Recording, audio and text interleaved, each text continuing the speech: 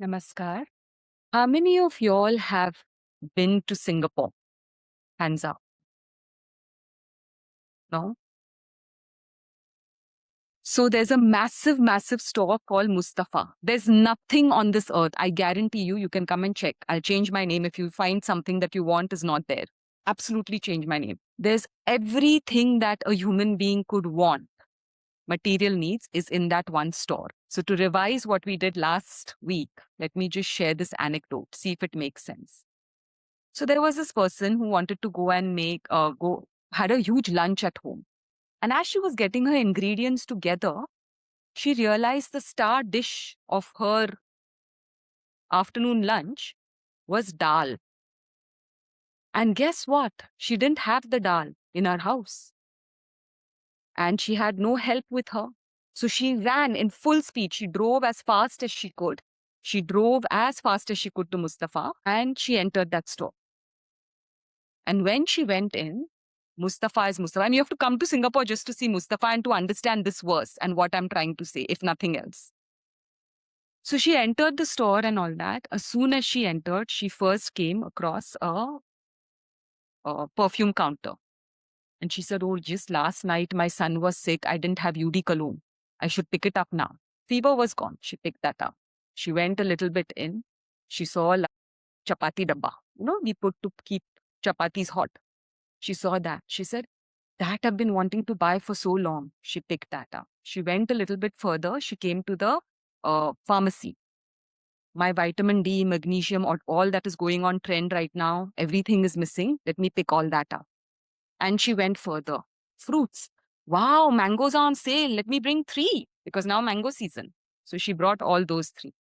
And she went further. Amul butter. That is what pav bhaji, really, it's a tip I'm giving you. If you want to make Indian pav bhaji, it will come fantastic if you put Amul butter in it. She said, we have to get Amul butter. She went and got that. And she went on, and she went on, and she went on, and she went on. And she had this huge trolley of everything that was possibly there in Mustafa. And she was satisfied and she came home. Lunch was in 4 hours. She came home and she said, oh, now I have to start cooking. Any guesses what was missing? Dal. The dal. So we've studied Karma Demystified series in great detail, right or wrong. Now, please, y'all explain to me. Y'all have understood very nicely now. Y'all are all experts and we are expecting contribution to our Karma Demystified series book from y'all. You'll have all understood the 4 types of karma, right? Which are Sanchita, correct? Prarabdha, Kriyaman, and Agami. Agami. This is clear in your head. So please, can one of you answer this question? What is Prarabdha? From the storehouse, we decided that this birth, we are going to take and exhaust these particular karmas for this birth. So that is our prarabdha for this life. Correct. There's no confusion about that. There's no confusion about that. Within that storehouse of Sanchita, one particular lot of vasanas has come alive. It's your most pressing desires of vasanas and karmas to be nullified that have come together. It's not a lottery that God is sitting, okay, let me give them a Nirupa Roy life this time and let me give them a Shah Rukh Khan life this time. No, not at all. Okay. We are being coming into life with whatever within our own Sanchita is ripening. Please understand, to either exhaust that or to transcend it through knowledge is our Swadharma. You get it? Because if that is not done, if that is not exhausted or transcended, you're not only going to be able to go emptier and work with that Sanchita, that's one thing, but you're going to live in this life with tremendous Vasana pressure. That's a word Swami Chinmayananda uses. Tremendous Vasana pressure. Because your old Vasanas, your actual Swadharma is not being exhausted. It's not being given a field to function. Okay. And you are collecting more and more and more and more and more desires. Why am I doing this? Let me do that. Correct? Are you understanding that? Now, we have all agreed it is not possible generally to live our Swadharma fully. I will defy that completely. It is possible, absolutely possible. Go and watch Michael Jackson's latest release. Okay? But the problem is to live our Swadharma, we have to not generate any more desires in the present. We have to stick with that Swadharma. We'll come to it as we unfold the Gita. So it's right now, it's not possible. I think everybody on the panel will say, oh, I am actually this and I would actually like to do this. But see, now I have to look after my family, I have to provide for them, I have to get this job, right or wrong. This is the Vasana pressure that Swami Chinmayananda is talking about. You have come to do one particular potli has come with you from that Sanchita. If you stick to it, Krishna says, it will be a life of ease and evolution, even if it doesn't give you fame, it does not give you money, if it doesn't give you all of that. But if you try to do somebody else's if you try to do somebody else's thing, saying that is more, grass is greener on the other side, you will do it efficiently. You will pay off your mortgages. You will do whatever you have to do. But bhayavaha, it will always be fraught with fear, with stress, with all of that. Understood? Now, so what do? We have to understand, because we don't want to understand Arjuna's problem. None of us are on Kurukshetra right now. What do? That's the most important point, right? So as we stand, probably all of us are not able to express our Swadharma. Please understand, find fields of hobbies where you can go and live out your Swadharma. I don't know whether it was in this class or another class, somebody was saying, I'm just dying to sing, but I'm not given that field. Take it up as a hobby, because that is one of your pressing, like she's saying, even at work, I'm just singing, I'm just doing that. That is one way. Have time, make time for it to be who you are. If you're a very, very you believe in charity, you want to work, for the greater good without any money, slot out a Saturday morning, a Sunday morning to go and work in the soup kitchen. I don't know whether you know what's a soup kitchen. It's very popular in Singapore. You just go and help feed the poor people. Go and work in a homeless shelter. Make time for that. And there's a greater tip than this also. And that tip is, bring that Swadharma into whatever you do. If your Swadharma is a singer and right now you're in a job, within your job, it's becoming very popular in Singapore, start a singing club. It will make you do that job much better when you bring yourself to it. In whatever way, and you can slide it in.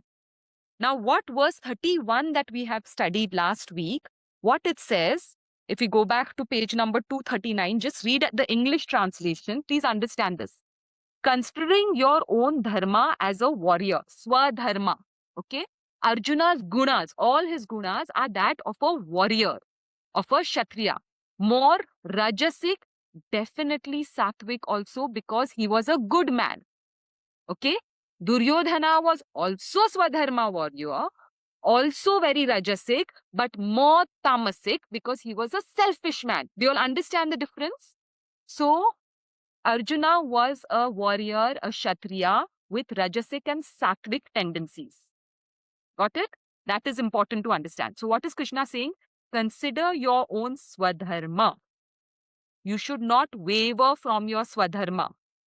For a kshatriya, there is no greater duty than to engage in a righteous battle. Here comes the word dharmadhi yuddhat, righteous battle. So now if you take a magnifying glass and look at this verse very carefully, three things are completely split up in this verse.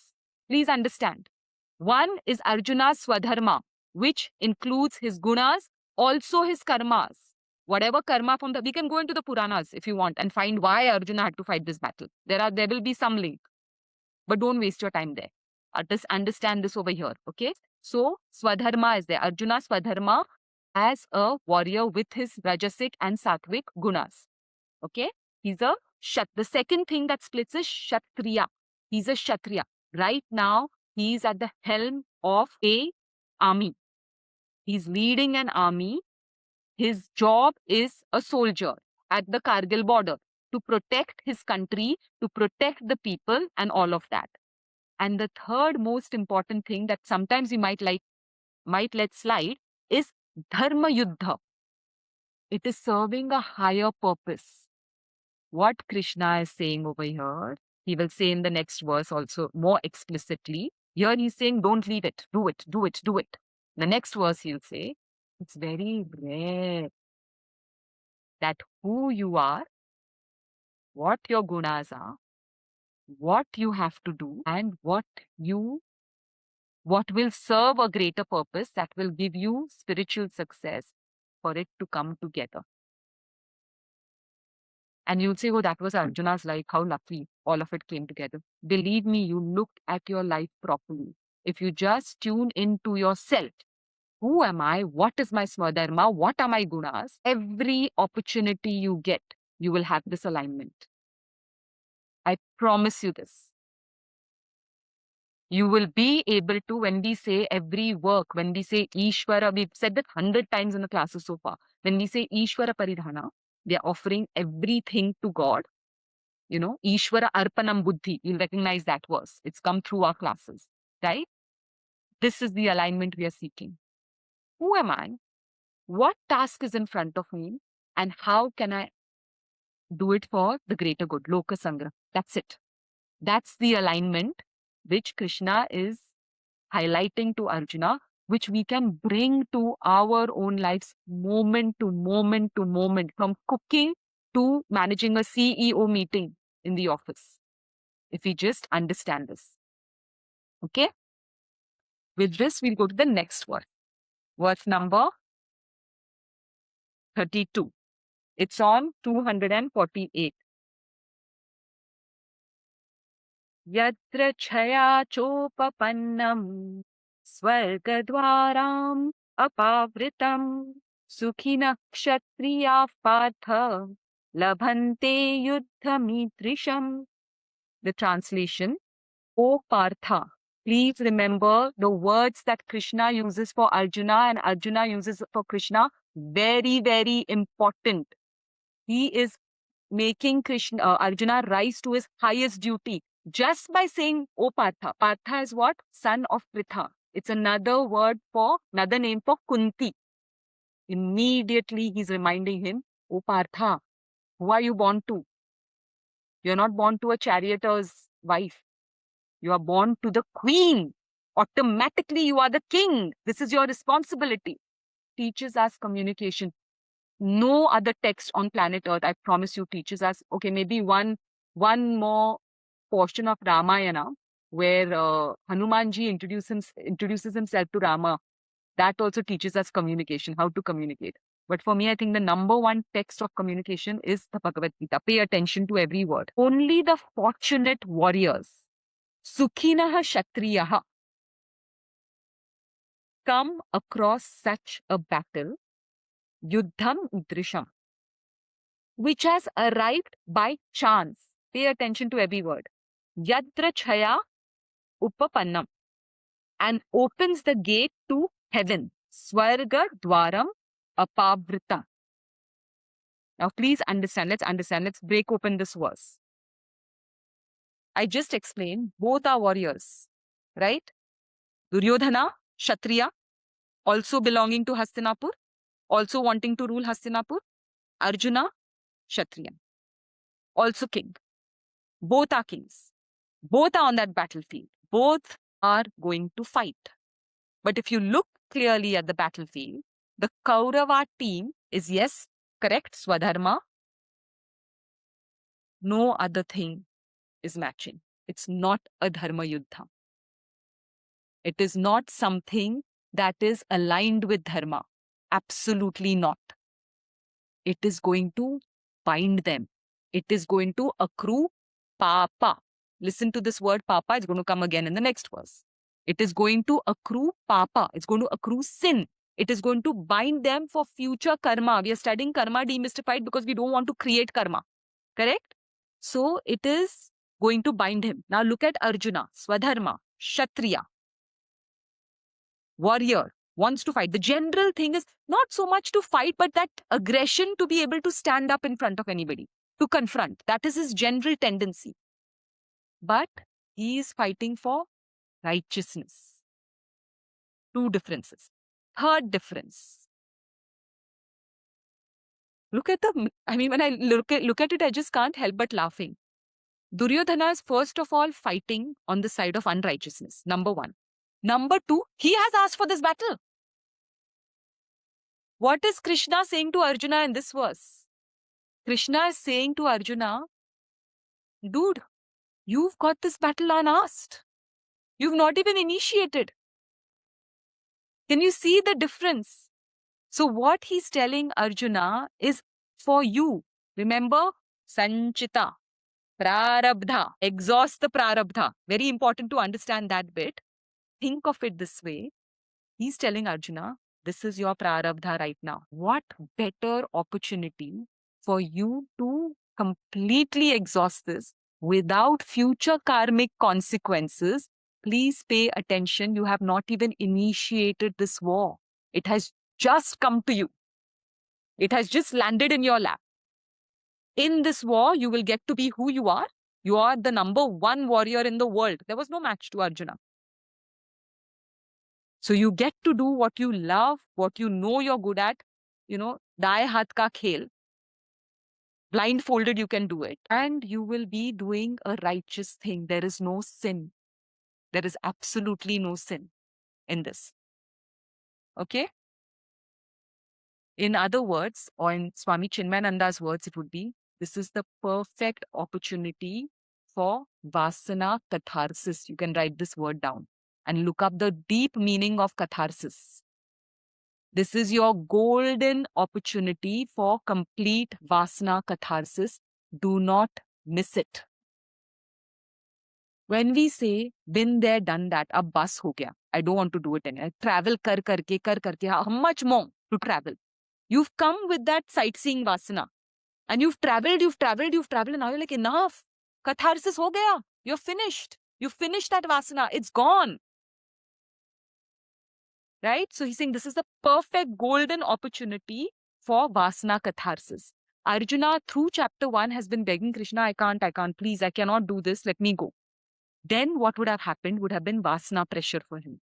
Because he's not exhausted this Vasana, he's dropped his current Vasana, and he's gone and taken up a Vasana of either retreat as a beggar, I'll go with a begging bowl, or I'll go and sit in sannyas and follow the path of jnana. Neither of them are his current prarabdha. The jnani will be an evolution from what he does over here. Once he fights his battle properly, he will realize, what is there in this? A natural evolution will happen. But if he doesn't do this, there will be a vasana pressure. We see this very, very often in what parents are doing to their children. Please see this. Have you heard the term Nepo babies? Yeah? Nepo babies means the parents are whatever they are, and they want the children to go exactly into that line. Now, for a movie buff like me, this is torture. Because yes, while I absolutely adored Rajesh Khanna and, Anil Kapoor and all of such phenomenal actors, Raj Kapoor and all, the progeny that they're pushing onto that 60mm screen, which has no vasanas or talent or Swadharma to act, we are forced to see. I don't want to name the current disasters, but you know what I'm talking about. So this is what we do. We don't allow our children to naturally do what is natural to them and force them into things that are unnatural. Yes, it earns money. Yes, it picks all those things. And as parents, we should guide them towards whatever is best for them. But now, as Gita students, when we look at our children, please give a little room for Vasana expression. Please try and flame that a little bit so that catharsis happens for them. And of course, give them the freedom to choose. Tomorrow, if a very sure-footed child, and you can see that is the vasanas, comes and says, this is what I want to do, give them the room to do it. Again, go and watch Michael Jackson movie. You will get this. You will get this very, very well. What is being talked about over here.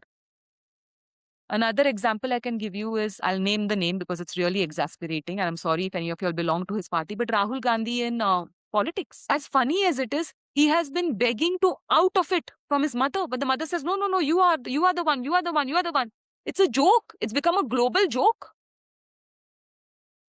How can you do that? And that is what Arjuna is proposing. I'll drop this and I'll be something else. Another thing that we do, please, this we have to be aware of. Spirituality is an evolution. It is everybody's Swadharma. It is each one of our Swadharma. Do not worry.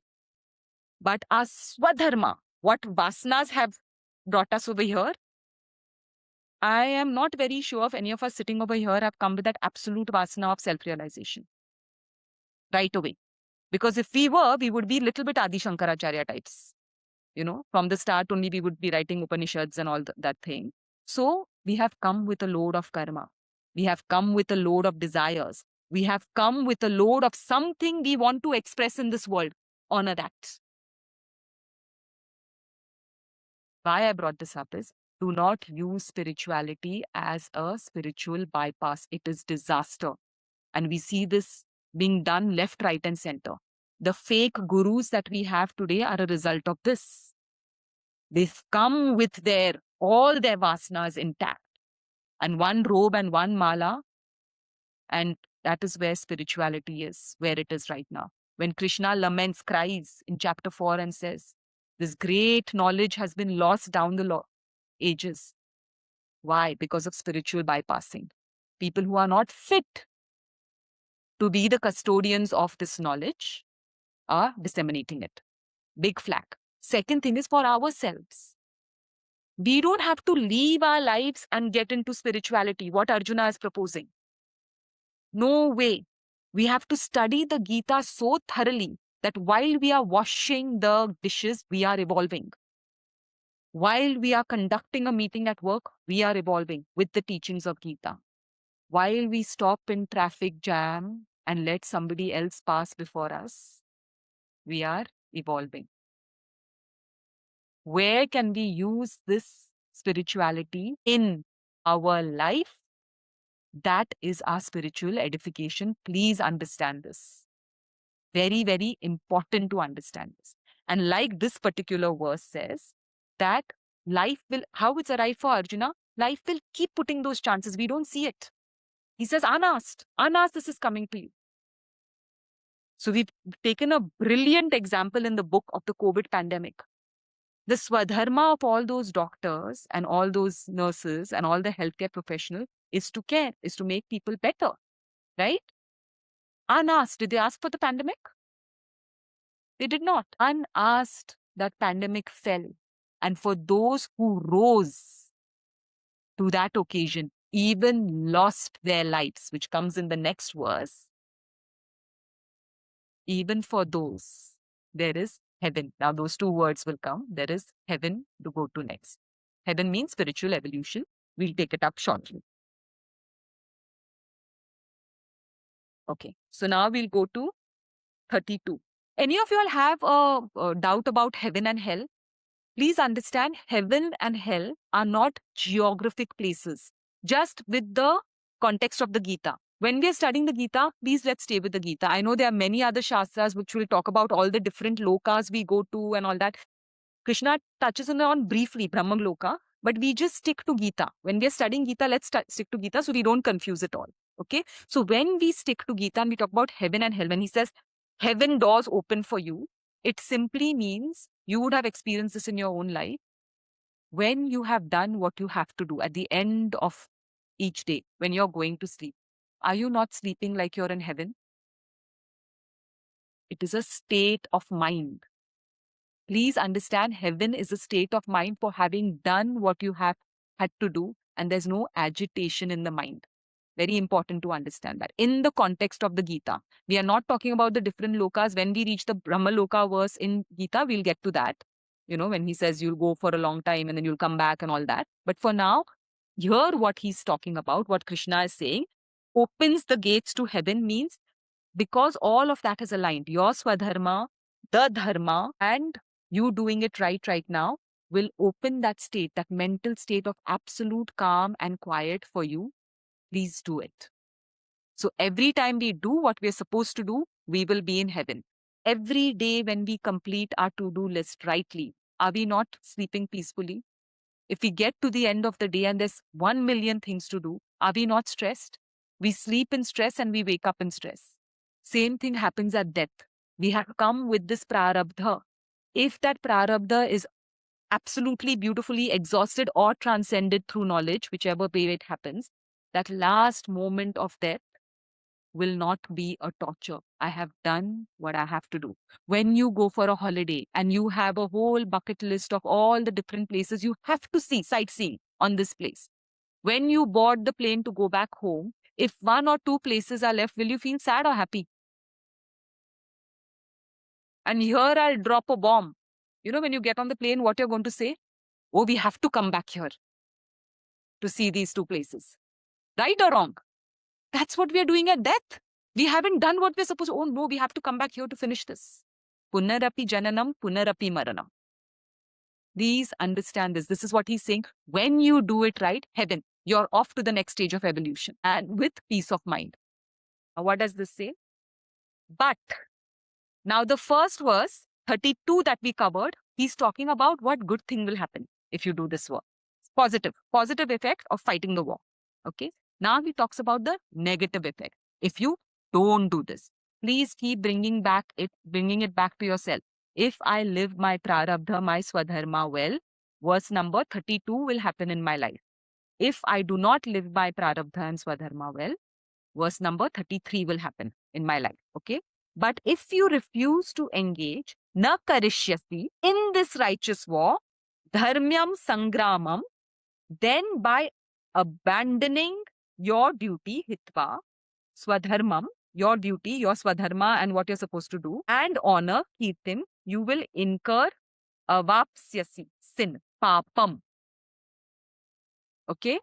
So what has he said over here? If you don't do it, exactly what we put green ticks to in the last verse, we are putting red crosses in this. If you don't do it, first of all, what will happen is you are abandoning your swadharma. Second thing is you are going to lose your honor. And third most important thing is you are going to incur sin. Papam.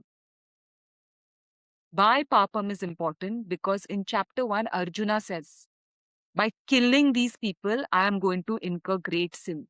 These people who are worthy of worship, these people who are worthy of, who I love with all my heart, if I kill them, I will incur sin. Here, Krishna is cancelling out that argument of Arjuna with logic, vadaha. Remember, we studied this before with logic. That no, dear, if you don't do this, they are standing on the side of adharma. If you don't do this, you will be abandoning your own swadharma. You will be giving an open plate on a golden platter. You will be offering to the Kauravas, do what you will, which is going to be destruction, and you will incur sin. You will incur papa. Now, papa is something that we have to rest on. Papas happen in two ways. One is not doing what we are supposed to do, and second is by doing something wrong. Nishiddha karma. We've already seen Nishiddha karma in the Karma Demystified series. So over here, by fighting the war, Arjuna thinks he's doing Nishiddha karma. Are you understanding? He thinks he's doing Nishiddha karma. Krishna is highlighting, you will be doing Sata karma, you will be doing what you have to do. By not doing this, you will be doing Nishiddha karma. Do you understand that? Because your duty right now, your swadharma right now, and the chance that you have got right now begs you to fight this war. So even if Arjuna has given all the good reasons in chapter 1 not to fight the war, they are nishiddha for him. All those reasons are nishiddha. Wrong. If Duryodhana had given the same reasons to Dhritarashtra and said, Dhritarashtra, this is why I don't have to fight the war, the same reasons that Arjuna gave, it would have been good karma. Are you understanding the difference? So that is something we have to understand very properly. Actions themselves are not meritorious or sinful. Please understand this. Swami Chinmayananda says, you are never ever punished for your actions. You are punished by your actions. Big difference. because every action will produce an impression, will produce a reaction. If that reaction comes and haunts you in your own mind, I shouldn't have said that word. I shouldn't have done that. Papa has been done. So the actions themselves do not dictate whether they're good or bad, papa no, or punya. What reaction you have with that, how your conscience comes up. And of course, karma will decide, but you yourself, and this we're not talking about unconscious people. The first question that comes up is, oh, but there's so many people doing the wrong, they don't care. Rest assured, they care. My teacher says even a terrorist, before a suicide bomber, before he blasts himself, there is one moment of conscience. Don't do it. No human being is without that. But they press it down. They don't even have to press it down. Their ignorance, their desires is so strong that they naturally shove it down.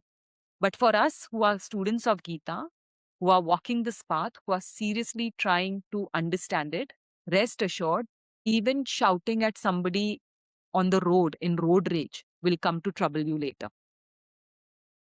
Because Gita has awakened that conscience within you. Listen to that conscience. Say, yes, I've committed papa. Address that over there. It will not happen again. Okay? So this is what he's saying in this verse. If you refuse to engage in this righteous war, then by abandoning your duty and honor, you will incur great sin. We will stop here because 34, 35, 36, we have taken together in the book. We chanted together, so we can take that together next week.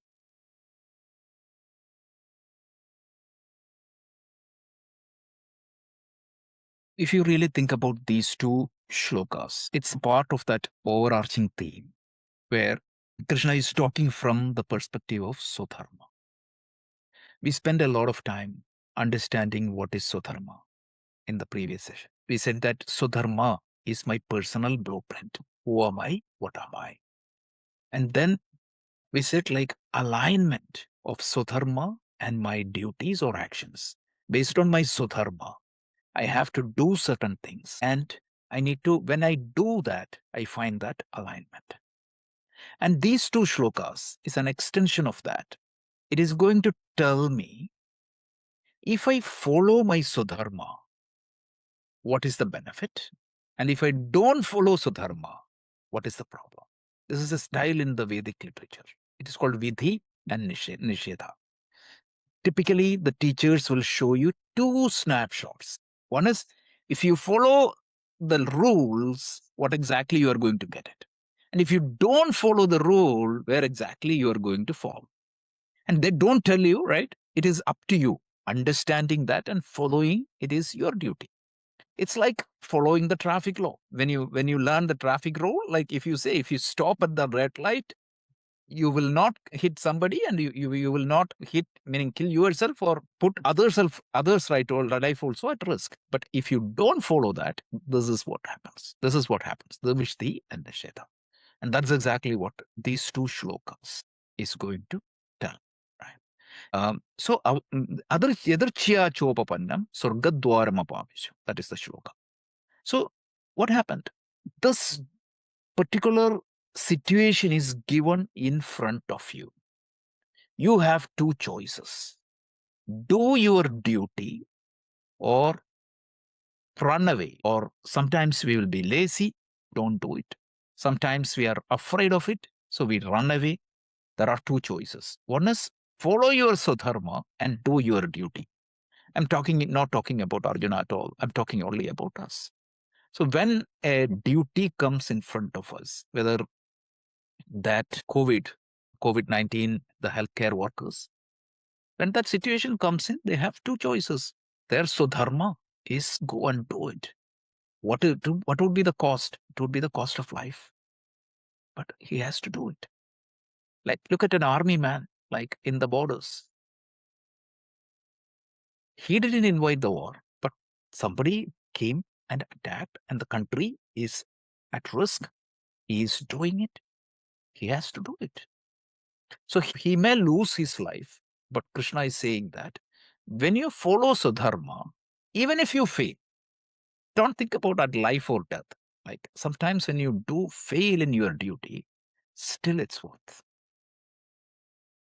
So follow your Swadharma. That is message number 1. Message number 2 is what? Like, if you don't do it, if you don't follow your Swadharma, 2 losses. Swadharma kirtim cha asasi.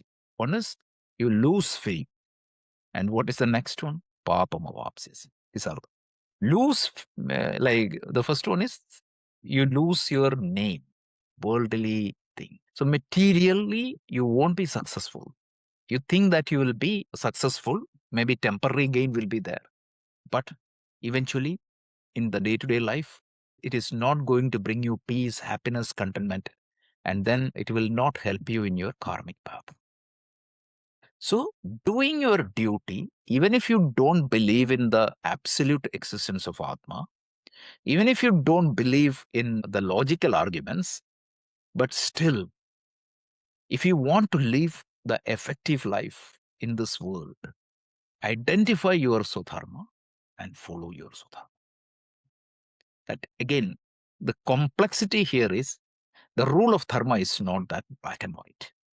Most of the people don't understand what exactly is the dharma.